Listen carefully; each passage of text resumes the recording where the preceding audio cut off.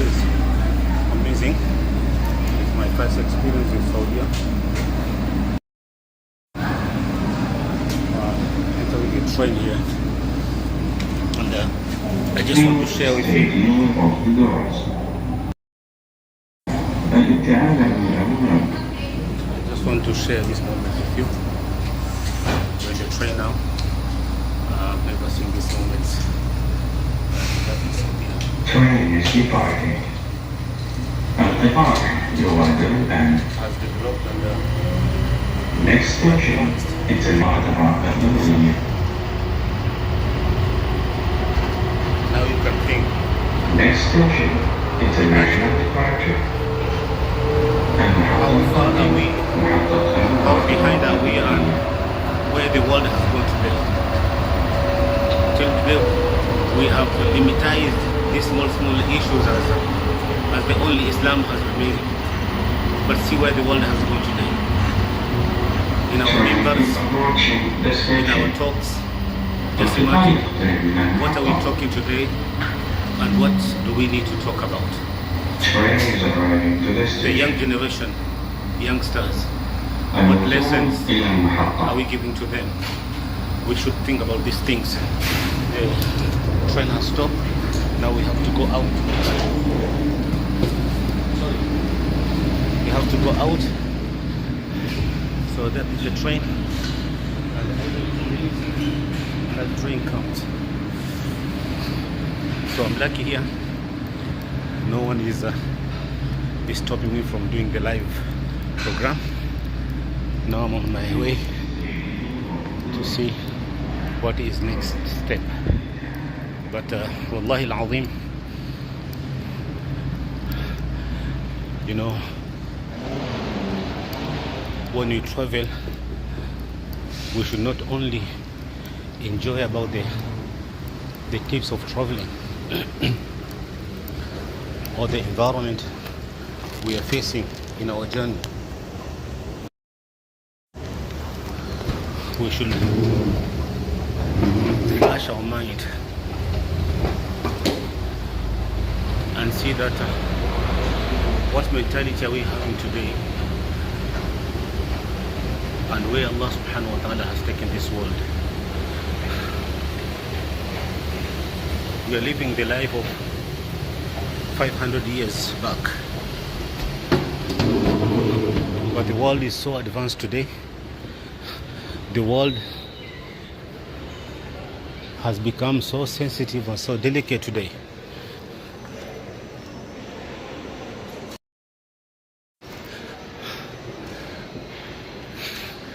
That we really need to understand the world in the light of the reality of today, not in the reality of 500 years or 1,000 years before. Of course, the guidance is from there. The guidance is from Al-Quran Al-Karim. The guidance is from the Sunnah of Rasulullah sallallahu alaihi wasallam. The guidance must be from the athar of these muhaddithin and mujaddidin who transmitted the lifestyle of Rasulullah sallallahu alaihi wasallam, the sayings of Rasulullah sallallahu alaihi wasallam, the culture of Rasulullah sallallahu alaihi wasallam, the companions, the culture of the companions of Rasulullah sallallahu alaihi wasallam to us. Definitely, that is the source, and that is the core guidance for us. But we should not forget that today, if I'm standing in a building like this, 100 years back, people were not standing in any building which is bigger or which is big like this. So the looking has changed, the mechanism has changed, the architecturing has changed, the infrastructure, the building style has changed. So everything should be discussed in the light of Al-Quran Al-Karim and in the light of the ahadith of Rasulullah sallallahu alaihi wasallam. In the Quran, Allah subhanahu wa ta'ala says, "La ratab ولا يابس إلا في كتاب مبين. There's nothing wet or dry, meaning that everything Allah subhanahu wa ta'ala has mentioned in the Quran al-Karim. So what does the word everything mean? The word everything means that from the time Allah subhanahu wa ta'ala has created this world to the day that Allah subhanahu wa ta'ala will end this world, whatever is going to happen, whatever thing is going to get into being, Allah subhanahu wa ta'ala has directly or indirectly mentioned it in Al-Quran al-Karim, clearly or explained in the ahadith of Rasulullah sallallahu alaihi wasallam.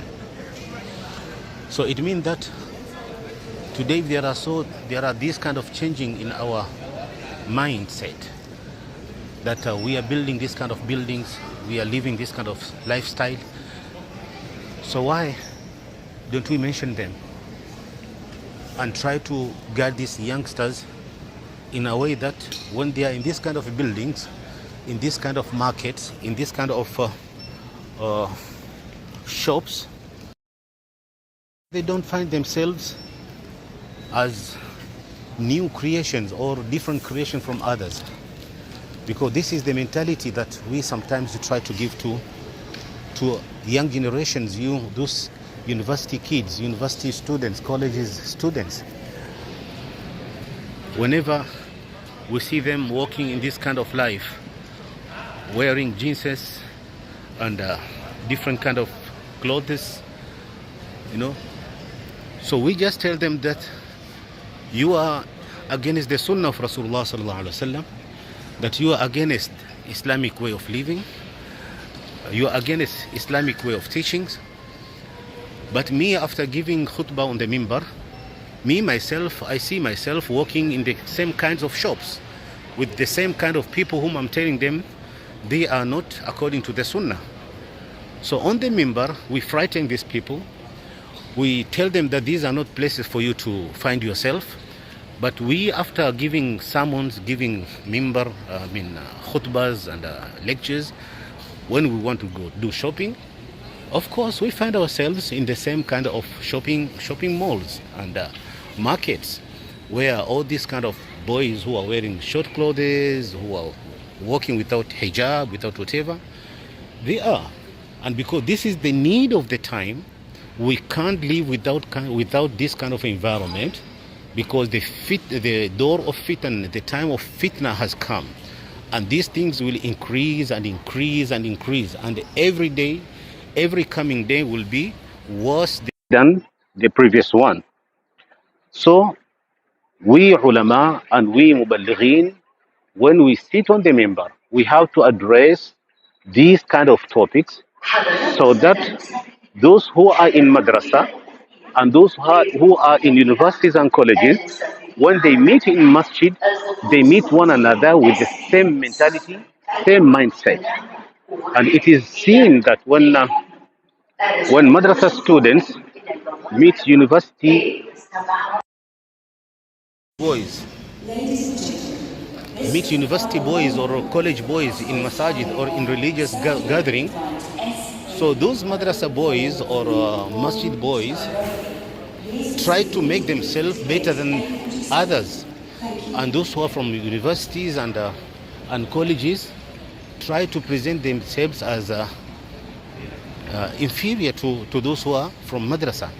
But they should not be the same, because madrasa, it has its role to play in the society, and universities and college has their role to play in the society.